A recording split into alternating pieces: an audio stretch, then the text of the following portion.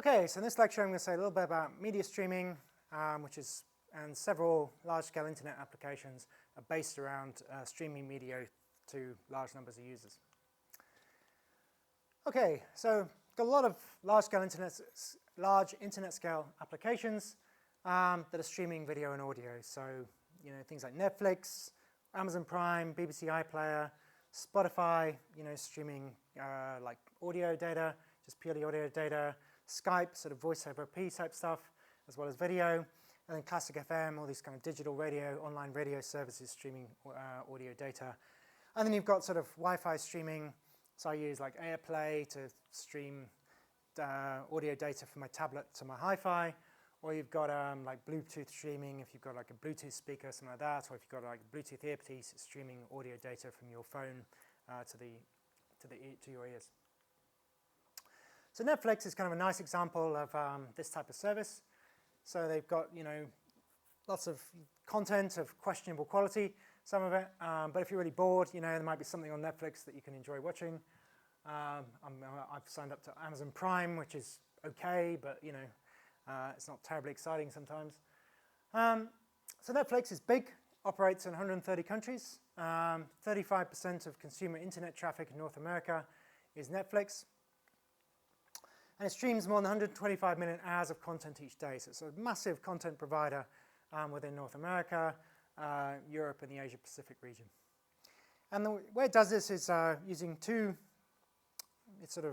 systems are used to deliver the content. So you've got the Amazon Web Services used to host the website and receive the content from the studios. So when Universal Studios creates a new film, they pass it over to Netflix using the Amazon Web Services. But to actually do the heavy lifting of shifting content from Netflix to the customer, they've got their own content delivery network. So the content delivery network of Netflix is this global network of storage servers that caching content close to where it's viewed. So if you want to, video is a really heavy, it's really heavy stuff. So like a Blu-ray disc will have like maybe 4 gig of data on it. Standard DVD maybe a gig. In terms of the actual, for like a 2-hour film, that is roughly. So it's a huge amount of data that you've got to pass from Netflix to the customer. So what you want is that data to be as close to the customer as possible, and that's what the global Netflix's content delivery network is actually doing. So it's a global network of storage servers that are trying to get that content as close as they can to the users. So it's working in a similar way to like Akamai and Cloudflare, except these are focused on delivering web content like newspapers, cached versions of different kinds of content from websites, whereas Netflix is exclusively focused on getting its films and other content as close as possible to the users. So the Netflix one is called Open Connect, and it's staggeringly simple, really. It builds its own servers, so it builds these big machines that have 36 drives in them. And these are put in this box, so that this server box, and each of these servers can hold 100 terabytes of data on it. So it's an awful lot of data, and each of these servers can then stream between 10,000 and 20,000 movies simultaneously. So it's a big bit of it's got some serious computer power in it and a huge amount of storage. And these are installed by Netflix for free on the premises of the internet service providers. So one aspect of this is that it turns out to be much sort of quicker and easier to physically move 100 terabytes of data from Netflix's headquarters, or wherever they build these things, to the internet service providers. Because it would take an awful lot of time to upload 100 terabytes of data to the internet service provider and then download them to the customer or whatever. So it makes much more sense to put them all on a big box, move that box to as close as they can to the customer, and then the customer streams that data directly from the server. And what else to say? So it benefits the internet service providers because this data doesn't have to be uploaded. It doesn't have to pass twice, as an upload as well as a download. It can just be downloaded straight from their routers or their, their sort of, central hubs or whatever these things are. I don't know much about internet service providers. So that's the content delivery network. There's not much more to say about it, really. It's simple but highly effective. So now I'm going to talk about how the protocols that are used to stream video and audio data over the network, and these are sort of the actual protocols that are used more commercially. And then towards the second half of the talk, we'll talk about how to actually implement that in Java, but on a more simplified and reduced version of that. So video audio streaming, what we're doing is we're breaking the audio and video into chunks. We're moving those chunks to a different location. We're reassembling them in a buffer, and then we're playing them back to the user. So conceptually, it's very simple, just a little bit tricky to implement. So first I'm going to say a little bit about digital audio, and there's sort of a couple of reasons why I'm going to focus on digital audio, which I'll explain. Then when I've talked a little bit about digital audio, I'm going to explain how media streaming over HTTP works. And then, because it's a Java course, I'm now going to give you an actual concrete explanation of how to do that kind of streaming over Java, using Java, using HTTP, using the Java audio playing facilities. And to do that, we're going to talk about how you can build a music server and a music client to do real-time streaming of Java. But before I start any of this, I'm going to talk a little bit about digital audio. So there's a couple of reasons for this. One reason is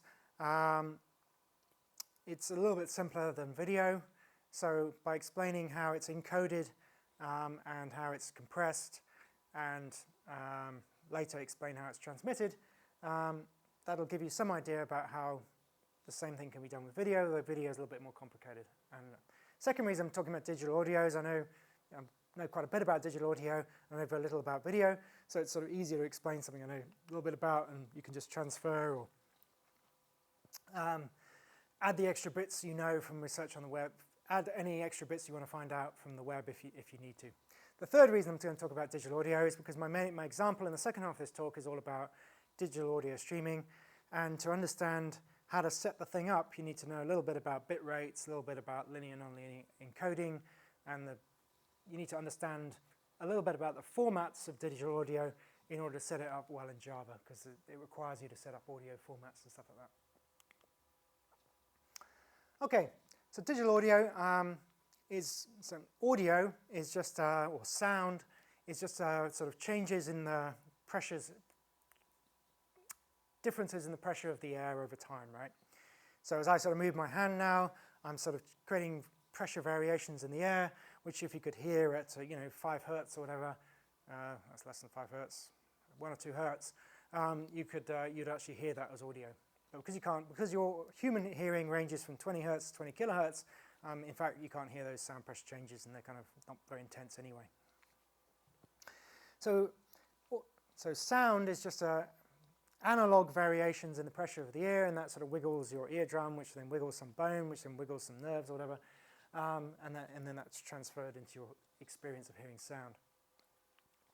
So to stream the audio or to store it in a computer, we need to digitize it. We need to encode it somehow into a sequences of ones and noughts. And there's two aspects of this. We've got two values that are determining the quality of the encoded audio. We're using a certain number of bits to store the height of the waveform, and then we're sampling it a certain number of times per second. So this is how we encode. So here we have in red is the sort of analog, continuously varying in time audio signal. And so if you think of a record player, the record player, you've got a groove, and the groove is wiggling a needle, and then that's wiggling a bit of electricity, whatever, and then the electricity is wiggling the speaker, and that's wiggling the air, and that's creating the sound pressure vibrations that are stored in the needle. So it's a complete analog chain. In this case, we need to convert this analog signal into a series of numbers. And what we do is it's fixed intervals determined by the sample rate. We record, what the height of that wave is, and using this scale here. So this is a 4-bit representation, 4-bit encoding. So the number ranges from 0 to 15, or from 0 to 111111. So at this point in time, the wave's like about 7. So we record, so it has like a 7. So we write, so that's, don't ask me what 7 is in binary off the top of my head. And then later point in time, it's moved up, so it's like 9, and then blah, blah, blah. We're just getting a series of numbers, series of 4-bit numbers, recording the height of the wave. And it's simpler to do that from 0 to 15 than to deal with the negative numbers in binary. And then the sample rate is how many times we're doing that per second to get our waveform. So if we're using a 4-bit representation, we can have 16 different values, said ranging from 0 to 1111.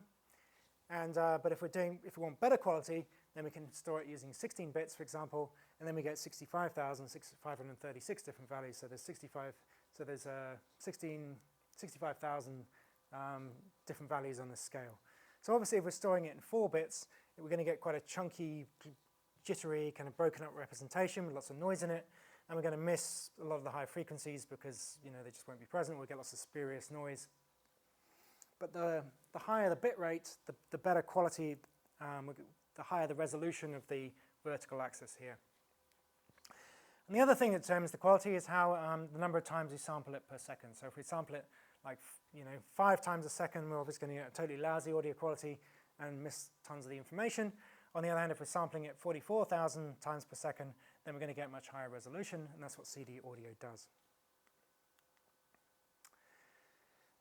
And this leads to the bit rate. This is the number of bits in the digital audio per second. This is how many ones and noughts are coming out of our encoded audio, are used to encode that audio every second.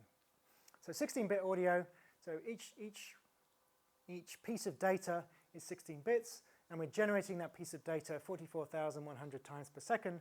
So this leads to a bit rate of 700,000 bits for mono, or 1.4 million bits for 2 channels.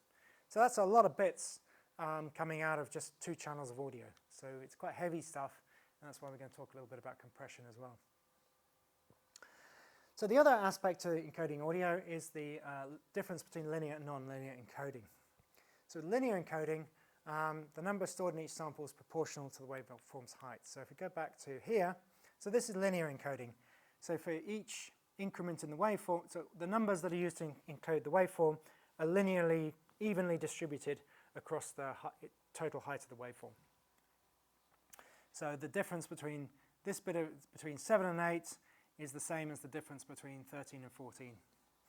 But you could also use a different way of encoding the waveform by sort of scrunching these numbers up, like round 0, for example, or there's lots of different ways you could do it, but one way to do it would be to scrunch these numbers up round 0, so that the difference between 7 and 8, for example, was half the difference between 8 and 9, and so the numbers are more densely distributed here, which will provide higher resolution encoding for waves that were quite small. So we get more accurate representation of quieter waves and less accurate representation of like louder waves, and the difference between loudness and quietness, louder and quieter, would be kind of less accurately represented.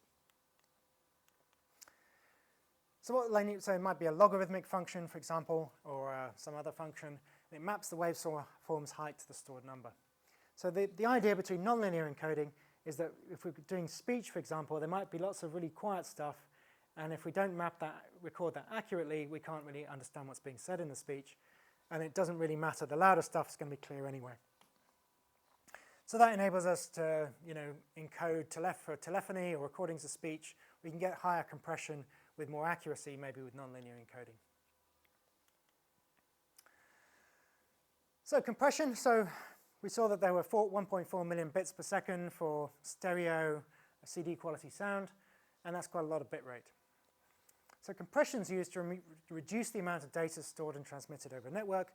And some of you may remember, the sort of advent of devices like the iPod or other MP3 players.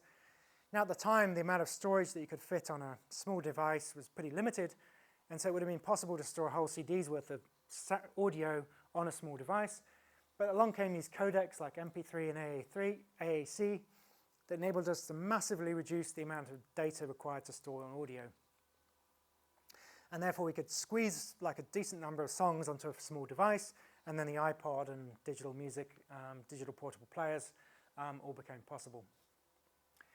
And this compression is also extremely important for transmitting video over networks. So in terms of audio, I think a stereo MP3 file can be compressed at, for example, 128,000 bits per second. It's like an 11-fold reduction in the bit rate. If you don't have compression on video, you're totally stuffed. I mean, this stuff, I'm recording these lectures using a fairly high quality format, which is, I think, let's say 60 gigs per hour. It's like a gig per minute, something like that.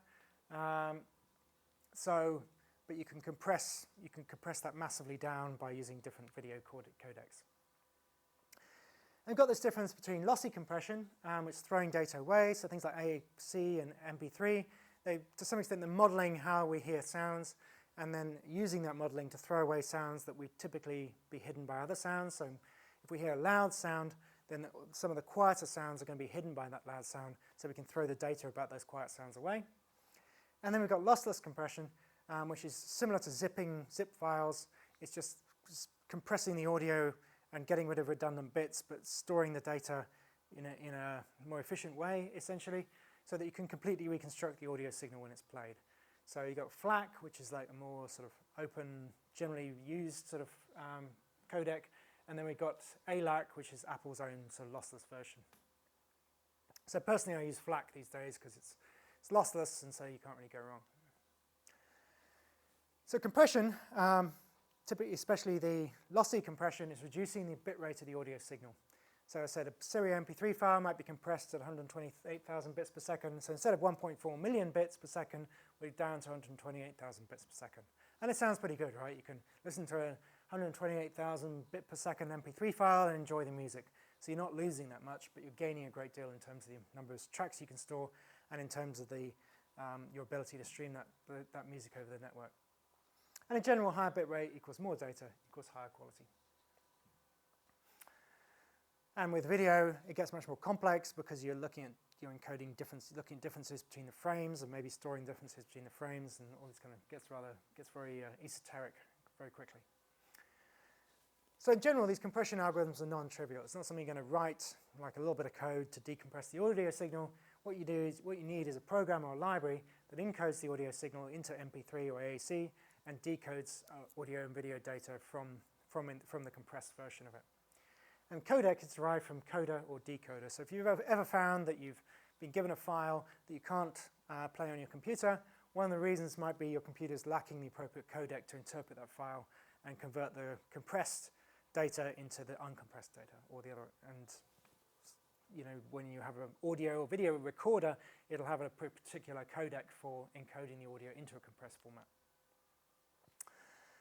Java's not, you know, a media person's dream. It doesn't come support with, so it doesn't have built-in support for most compression formats. So instead, you have to use a third-party codec if you want to work with MP3 or AAC.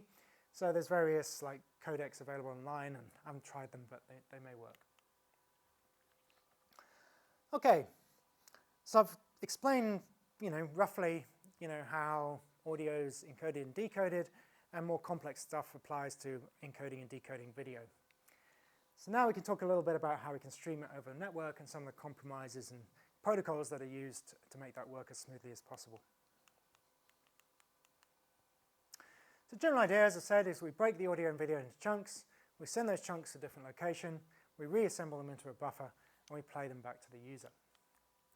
Now, streaming doesn't have to be, you know, with TCP/IP or any of that. We can, you know, it can be done in any old way you like. We could send CDs through the post. We could attach USB sticks to pigeons. I think there's some competition a while ago that rated the relative data transmission of pigeons versus, you know, the internet. And I think pigeons probably still have the edge because the density of data has probably increased a bit faster than the bandwidth of network connections. So you can easily squeeze, I don't know, you can get one of those SD cards with like 128 gigs. If you tied 10 of them to a pigeon and it flew like 50 miles, you're getting a very high data transmission rate. So we can use pigeons, but we're not going to use pigeons in this example. We could use sockets. So TCP can work with streams, so you could very easily stream things over sockets. TCP might have network delay problems. If I was doing it, you know, seriously, I might use UDP instead, or just have appropriate caching with TCP, it'd be fine. Or what we could do instead, or we could use HTTP instead of like the low-level sockets, and this would give us much better browser integration, because most people, they want to watch Netflix on their browser. They don't want a separate program that does all this stuff with sockets, and you have to mess around with firewalls and all the rest of it. So HTTP is really the way to go with this. Much easier and simple to use, and much better for the clients as well.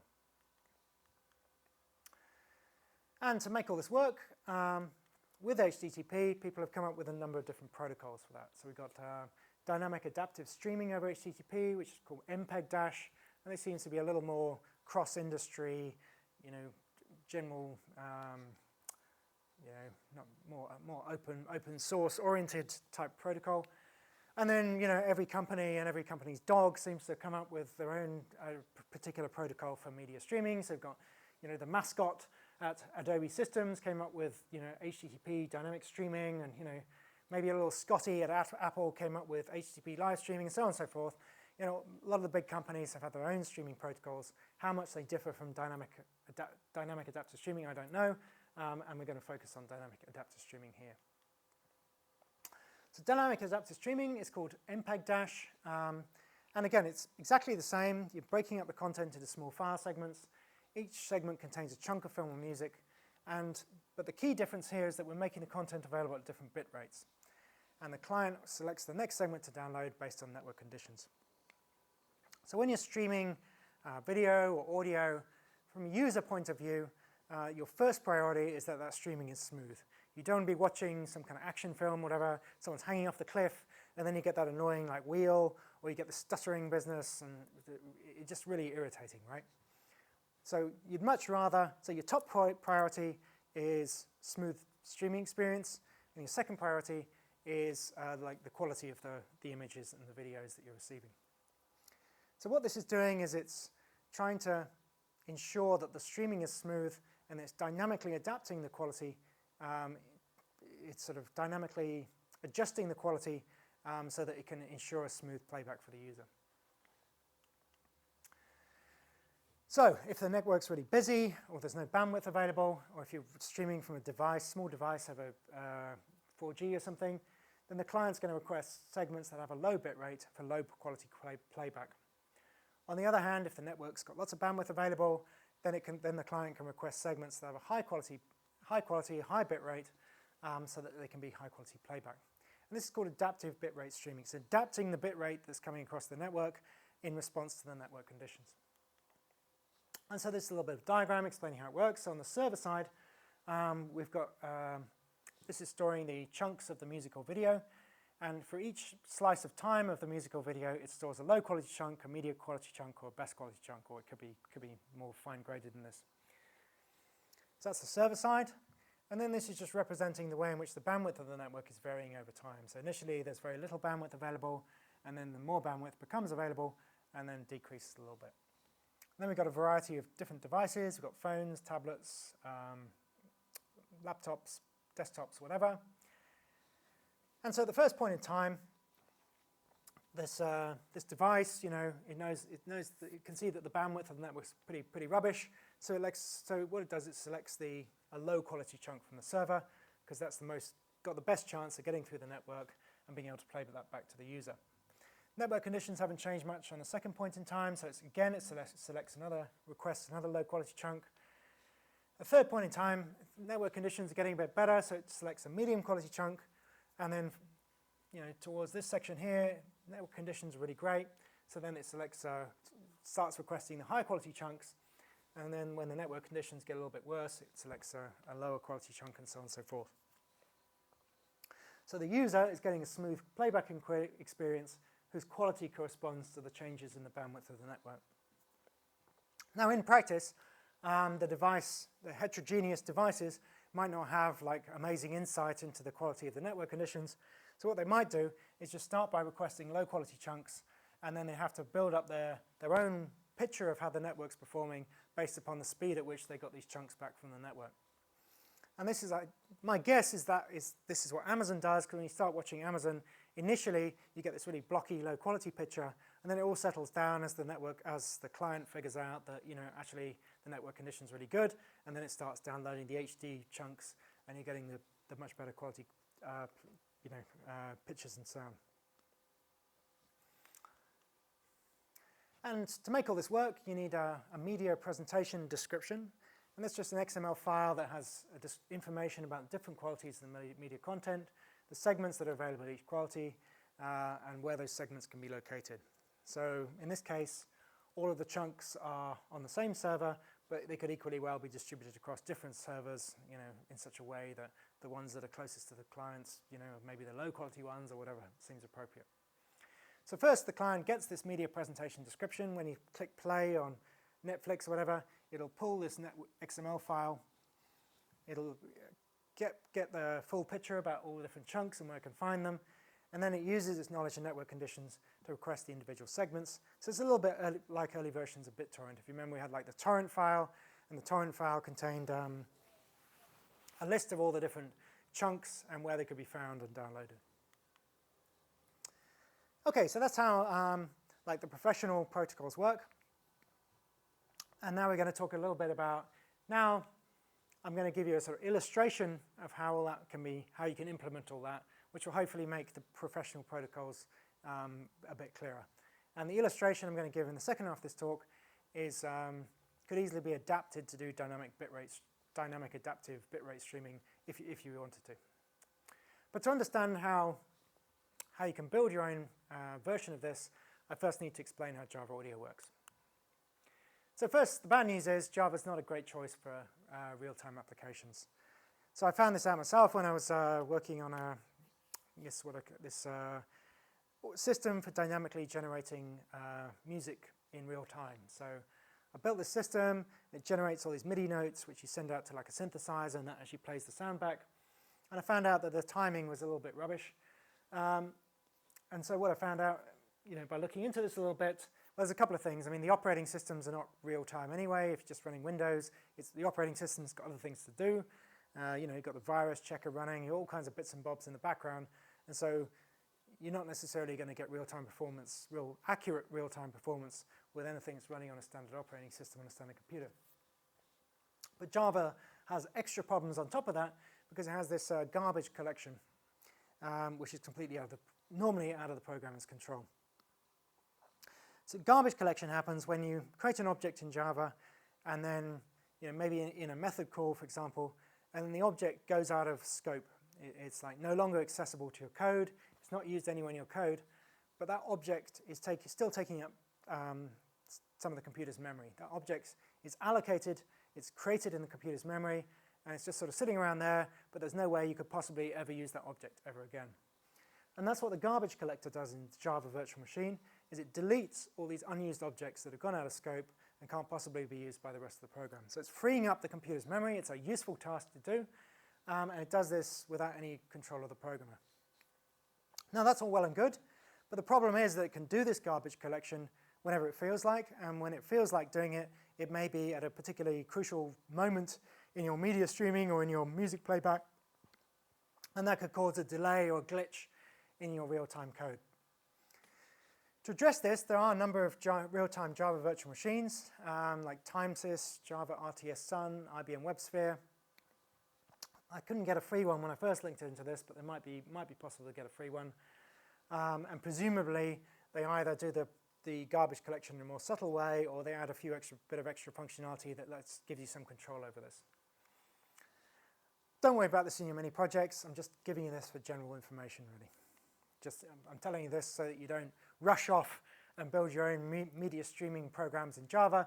C++ would be a much better choice because you don't have this garbage collection business and you're just stuck with the real-time problems of the operating system, not with the real-time problems of the virtual machine as well. Anyway, that said, there is quite a lot of nice stuff you can do with audio in Java. And there's two ways of doing this. One is the Java Media Framework. It's got some nice features, all singing, all dancing, 10 years ago, whatever.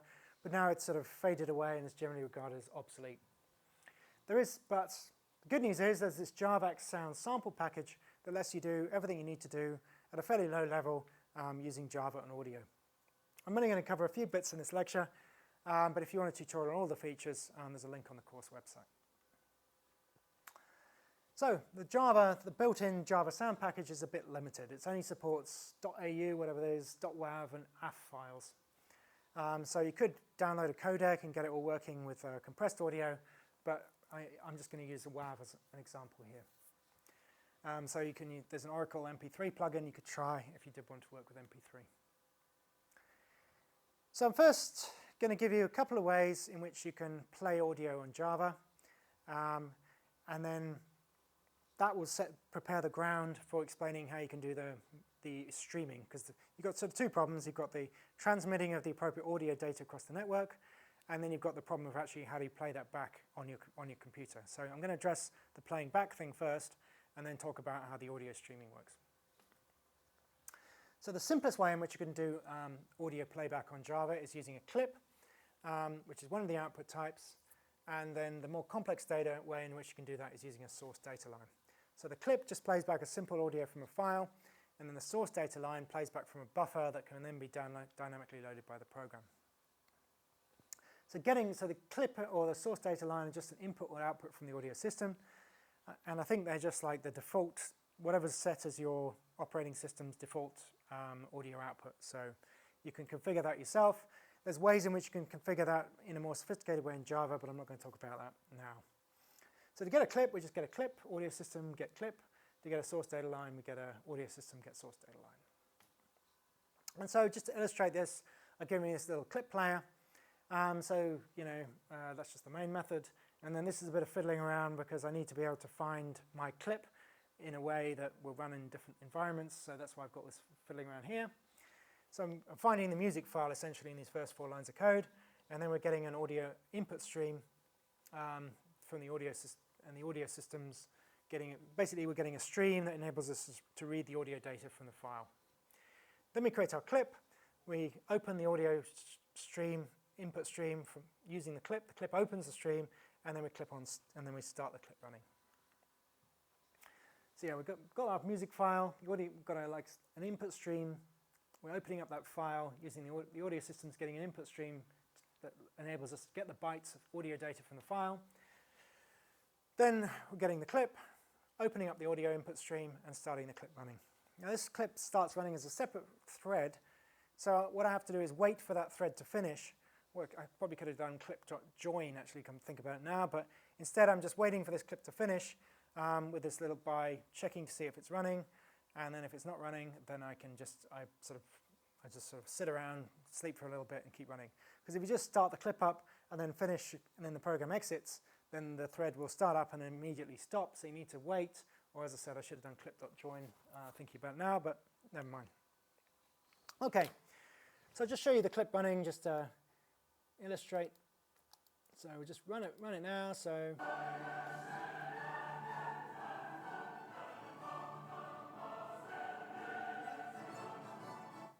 So I hope you can hear that through this lapel mic, but it's playing a little clip from Beethoven's Ninth Symphony. And I think it's rather a good choice, actually, if you're doing this kind of stuff, because the media streaming, gets a little bit hairy at times and some fiddly stuff. And then, when you finally get it running and the stuff streams across the network, it's like a moment of great joy, right? When the music kind of feels pretty appropriate. So I've shown you how to use this clip. And I recommend, when you're starting with this stuff, that you just test it with the clip first. Because this will check that your audio is functioning, that you haven't got your volume switched off, which would be a bit of a killer, spend ages debugging the program, and find out that you actually got no audio in your system. And it'll show you that you've got your paths are all set up correctly, and that basically the Java audio is functioning fine. So you can download all this code, and I suggest that before you sweat about all the audio streaming, you just run the clip, make sure the clip's working, and then move on to the more complex stuff. But we're not using the clip for the actual streaming because we've got the source data line, which is a great deal more useful. So what the source data line does is it plays back audio from a buffer, and we can dynamically fill this buffer from a program. And this also handily generates events when it starts, stops, and so on and so forth. Again, we've got the static audio system method that enables us to get a source data line, and we have to specify this audio format. I ended up getting the audio format sort of manually by opening up a file and spitting and using debugging output to get it. It's a little bit tricky to get the audio format working, but when you ever look at the code, you'll see I did that. So we get a source data line, specifying the audio format, because this is telling the source data line how to interpret the data that we're going to copy into its buffer. Then we open up the sound line and start it running. Again, it'll run as a separate thread and read the bytes from its buffer. And what we do then is we write bytes into its buffer, which are then played back by the sound line. So to make this work, I found it easier to write. You could just use the sound line sort of straight in your code. But what I did instead was I wrote a very simple wrapper around the sound line, which enabled me to monitor what events it was generating and output some debugging information. So you don't need to do it this way. I just did it this way because I found it easier to use. And in the examples I'm going to give you, I'm using this audio player, which is essentially a very light wrapper around the source data line. And we just got the source data line, the format of the audio, and and wrapper methods for adding data to the source data line and playing the source data line. So first thing I'm going to do is just give you a little bit demonstration of the source data line, showing you how it can be used to stream data from a file. So what we're going to do is read data from a file, pass chunks of that data to the source data line, and then use the source data line to play it back. So this is like a simplified example of the music streaming over the network, except we're streaming it from a file instead of from the network. So we've got the fiddling around with paths, then we're opening up an audio input stream that enables us to read data from a music file. A little bit of specifying of like the frame size and all the rest of it. And then all we're doing is we're creating an audio player, and the audio player, what I'm doing is pulling out the audio format from the audio input stream. So the audio input stream, because it's an audio input stream, it knows all about the type of audio that's in the file. So to get this audio format, I can just do audio input stream get format, specifying the buffer size, and then I can start that playing. And then what I do is I get the bytes from the file, I read in a number of bytes in the file, and then I write them into the audio player, which then in turn writes them into the source data line. So it's pretty simple. I'm just audio input stream, getting the format from the audio input stream first, and then pulling out chunks of data from the audio input from the file, and putting them into the source data line, and the source data line is then playing them back. So this is the playback, so we're creating the audio player. I said that's where we're getting the format from. And then we're clicking on starting this thing playing, and it will actually start producing music once I put some data into its buffer. And then I'm creating a byte array. We're choosing a particular buffer size, which will control the smoothness of playback. And then what I'm doing is reading a certain number of bytes from that audio input stream. I'm reading a certain number of bytes from the audio input stream, and I'm putting them into the source data line. Give you another demo. Listen to the Ode to Joy one more time. So here's our file audio streamer, exactly what I showed you. So we'll run the file.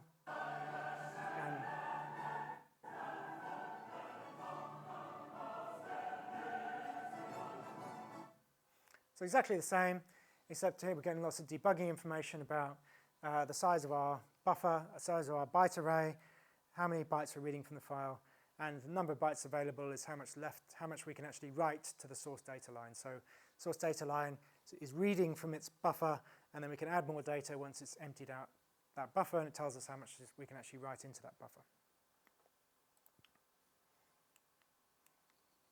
Okay. So I've covered the basic how audio works in Java. I've talked about how we can stream audio data from a file. Now I'm going to talk about how we can stream audio data across the network using Java. This is going to help you understand more complex protocols such as MPEG-DASH. So in this case, we're just requesting chunks of a fixed size and pulling them across the network. But using MPEG-DASH, we could easily adapt this code to store chunks of different quality on the server, and then have a sort of media description file that tells us what chunks are available and where we can download them from. So this is to help you to understand MPEG-DASH, and it's also one of the extra tasks in your second mini project. So if you want first-hand experience with any of this stuff, you can actually implement it in your mini projects and get some extra marks for that. Okay, this is the second mini project, right? So the general way it works, the server loads the audio data into memory. I mean, this is how this works. I mean, you could just stream it from file, but in this case, we're loading it into memory because it works fast and is easy to use. Then then the server sits there waiting for GET requests for blocks of this data. When it receives the GET request, it sends the appropriate block back to the client. The client then writes this data into the byte array of the source data line, and then the source data line is what plays the audio to the user. So this is the sort of simplified version of this. So you have the client. The client's got a source data line. The source data line has a byte array. And this is the source data line that's responsible for playing audio to the user. The server has split the audio data up into chunks, and it's storing those chunks in memory. So first the client sends a HTTP GET request. And so we've got the sort of local host. This is the port we're using for this. This /music server is a particular context. And I'll explain this in a little bit more detail, but the context a little bit later. But the context is a way in which the server has a mapping between parts of the URL called the context and particular classes that are used to handle requests that are sent to that context. So if we type in /music server, then the music server will send that GET request to a particular handler, and that handler is what is actually responsible for replying to this request. And then we have a query string at the end, the $1, and that's requesting a particular, this is like a query string, and in this case this query string is requesting a particular block number or chunk of music data. In this case it's requesting the first chunk of data. So the client's sending this GET request to the server, and the server is replying with the first chunk of data because we've asked for block number 1. It copies that into the source data line, and the source data line then plays that chunk of data to the user. Then we send another GET request for the second chunk of data, requesting number 2 here. Number 2 gets sent back to the client. Client copies it into the source data line writes it to the audio output, and so on and so forth. We request the third chunk, and so on and so forth. So I'm going to explain now how that works, in a bit more detail. So on the server side, we've got two classes here. We've got the Java HttpServer and the music HTTP handler. And we've got the client. We're using the Apache HTTP client that we talked about in the web scraping, and the audio player that I've already explained in the context of streaming audio data from a file. So we'll go through all these in detail. So this is the big, slightly more complicated picture. So here we have a thread running on the client side. This thread is using the Apache HTTP client to generate these GET requests that are being sent up to the server. It's receiving a chunk of data, this client, passing it to the audio player, which is copying it into the byte array of the source data line, which is then playing it out to the user. This GET request is being sent to HttpServer. This is a built-in Java class, and we've set up this Java class, this server, such that any requests that are sent to /music server are directed to this class here, the music HTTP handler. So this URL includes the /music server. This server then routes that GET request to here, this music HTTP handler. This handler looks at the query string here, like whether it's if it's 3, then it's going to go off and pull the third chunk of data, and it'll send back a response to the client with that chunk of data. This client will then receive that chunk of data, pass it to the audio player, which will copy it into the source data line, which will then play it back to the user. So that's the picture. Let's start with the server. Now, what we're using here is this Java HttpServer. And this is a built-in Java class. It's like a standalone server, all singing. Well, sort of sings a bit and dances a bit. Maybe it's not all singing, all dancing. So, in the first term, you've been using Glassfish running in NetBeans, and that's one server, probably written in Java. I'm not sure. You also, if you've done any web programming, web development, you've probably come across Apache, which is like one of the big mainstream servers. And so these are sort of Apache, Glassfish are servers that then, you can then add your own sort of components to. So, for example, in the autumn term project, you deployed a servlet, like a self-contained Java class, and the Glassfish received your GET request, and it directed that GET request to your servlet. The servlet handled the request, passed back a response, and the server passed that response back to the user. So the Java was all contained in this little self-contained package. The same with the WebSockets, right? You had an endpoint, and Glassfish managed that endpoint, directed the request to the endpoint, and pulled back the response. So the Java HTTP server is like a standalone server that does the equivalent of Apache and Glassfish. It receives requests, GET requests, POST requests, delete requests, so on and so forth, and it directs these GET requests to particular handlers. So you can just start the server running all on its own. You don't need Apache, you don't need Glassfish. You just start it up. It listens on the port that you tell it to listen on, and then you send the request to it. It directs them to handlers. The handlers generate the response, and the response is sent back to the user. So we're going to use this HTTP server for the music streaming. We're also going to use it in the example I'm going to give you with the Internet of Things. And also going to, and I found it so useful that when I finished designing this course, I went off and built my own security camera system with it. So it's a very useful server if you want complete control of what's going on. And you have much less control of what's going on with Apache or Glassfish. So that's what we're going to use, the Java HTTP server. It's a built-in class, listens on a socket for HTTP requests. And so we're going to create an instance of that, listens on a particular host and port. So as I said, we need to register context with this and like a /music server, and those contexts are then directed to particular handlers. Requests that have sent to that context are directed to a particular class that handles those requests, and then we just start it up, job done. So context is part of the URL. So we register part of the URL with the server and tell it to direct requests of that type to particular Java classes that handle those requests. So in this context, we've got like HTTP as the protocol, right? That's the host. Could be like a domain name if we host it was running on a proper server. And then we've got the port number because it's a non-standard port number.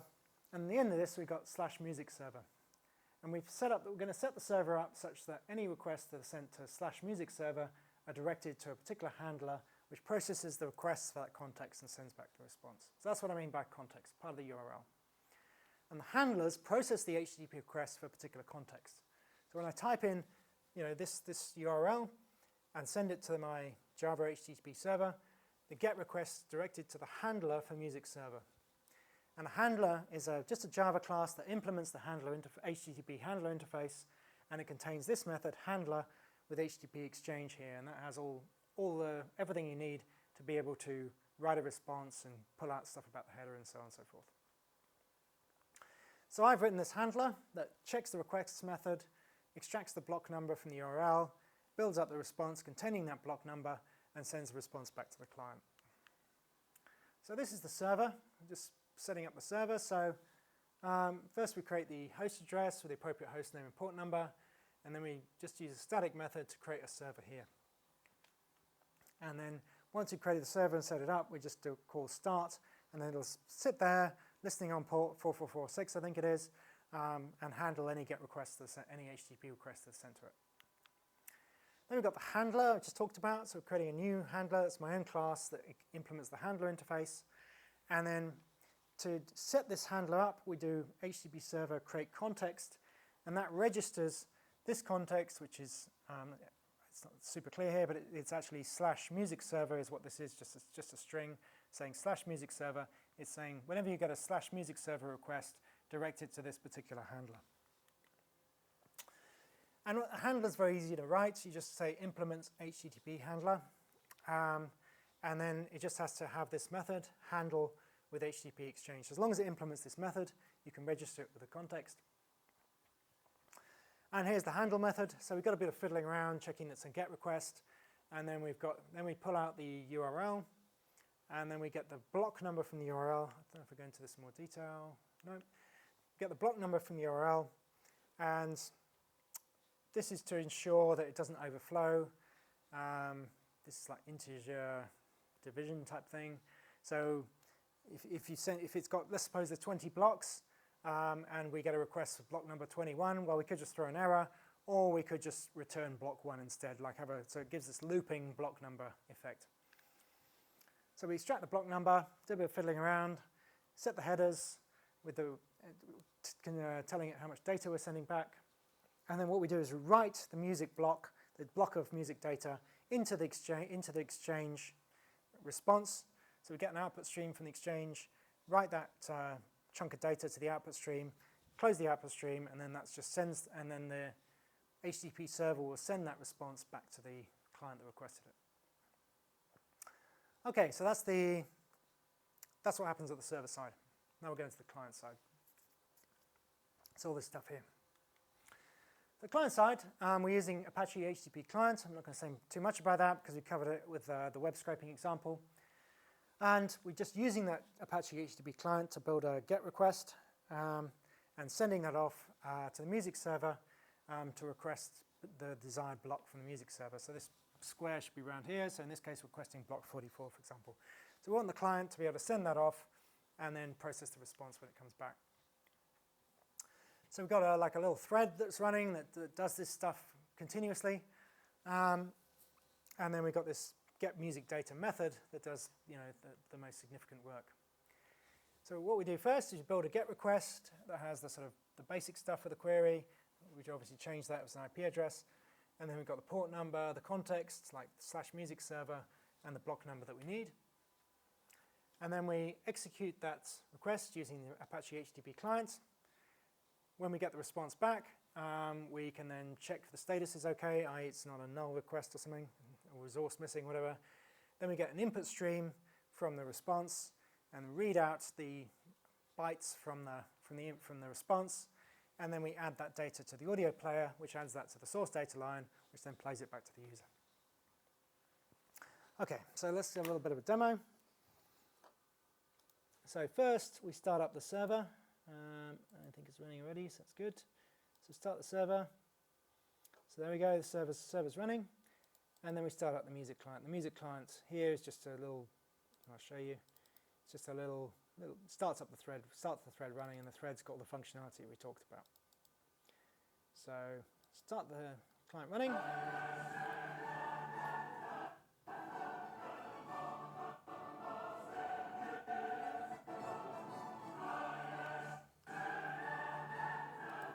Okay, so hopefully you heard that over the microphone. So first thing to notice about it, let me just shut the server down as well. So first thing to notice about that, it's a little bit glitchy, which is fine. It's probably something to do with the buffer size, or and I should have also, if I was trying to do this like nicely and beautifully and perfectly, I'd fiddle with the buffer size, but more importantly, I would have had a cache of chunks lined up, ready to go. And then I'd have used the client on the client side. I would have had a thread that just maintained that cache, checked that there were 10 chunks cached, rather than requesting them sort of immediately. So there's some fiddly stuff that's not quite working and could be optimized, but that doesn't really matter here. I'm just trying to give you a general demo of how you can do it. If you wanted to make it perfect, you'd need to fiddle around with it a bit more. And in your mini projects, don't worry about it. We're just a demo. And you might, now get that, having messed around with all this stuff, Ode to Joy is quite a good choice, really.